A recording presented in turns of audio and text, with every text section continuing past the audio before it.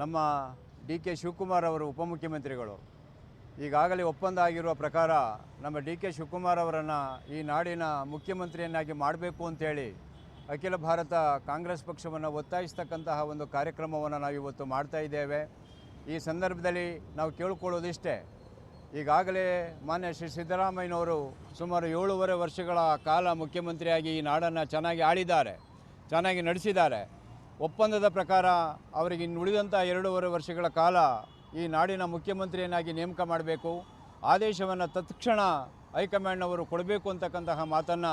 ನಾವು ಈ ಸಂದರ್ಭದಲ್ಲಿ ಹೇಳೋದ್ರ ಮೂಲಕ ನಮ್ಮ ಡಿ ಕೆ ಶಿವಕುಮಾರ್ ಅವರು ನಮ್ಮ ನಾಡಿನ ಮುಖ್ಯಮಂತ್ರಿ ಆಗ್ತಕ್ಕಂಥ ಒಂದು ಕನಸನ್ನು ನಮ್ಮ ಜನಾಂಗಕ್ಕೆ ಮತ್ತು ಈ ನಾಡಿಗೆ ಒದಗಿಸಿಕೊಡಬೇಕು ಅಂಥೇಳಿ ರಾಜ್ಯದ ಮತ್ತು ರಾಷ್ಟ್ರದ ನಾಯಕರುಗಳಲ್ಲಿ ನಾವು ಮನವಿ ಮಾಡಿಕೊಳ್ತೇವೆ.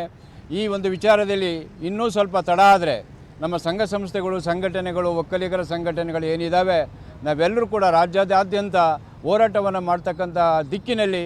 ಕೆಲಸವನ್ನು ಮಾಡ್ತೇವೆ ಅಂತಕ್ಕಂತಹ ಮಾತನ್ನು ಹೇಳ್ತಾ ನಮ್ಮ ಡಿ ಕೆ ಶಿವಕುಮಾರ್ ಅವರನ್ನು ಬಹುಬೇಗ ಮುಖ್ಯಮಂತ್ರಿಯನ್ನಾಗಿ ನೇಮಕ ಮಾಡಬೇಕು ಅಂತೇಳಿ ಈ ಸಂದರ್ಭದಲ್ಲಿ ಒತ್ತಾಯಪೂರ್ವಕವಾಗಿ ಹೈಕಮಾಂಡನ್ನು ಮತ್ತು ರಾಜ್ಯದ ನಾಯಕರಲ್ಲಿ ಮನವಿ ಮಾಡಿಕೊಳ್ತೇವೆ. ಚುಂಚಶ್ರೀ ಗೆಳೆಯರ ಬಳಗದ ಅಧ್ಯಕ್ಷರು ಡಾಕ್ಟರ್ ಕೃಷ್ಣ ಅಂಥೇಳಿ ಮತ್ತು ನಮ್ಮ ನಾಡಪ್ರಭು ಕೆಂಪೇಗೌಡರ ಒಕ್ಕಲಿಗ ಸಂಘದ ಅಧ್ಯಕ್ಷರು ಡಿ ಪಿ ಶಿವಪ್ಪನವರು,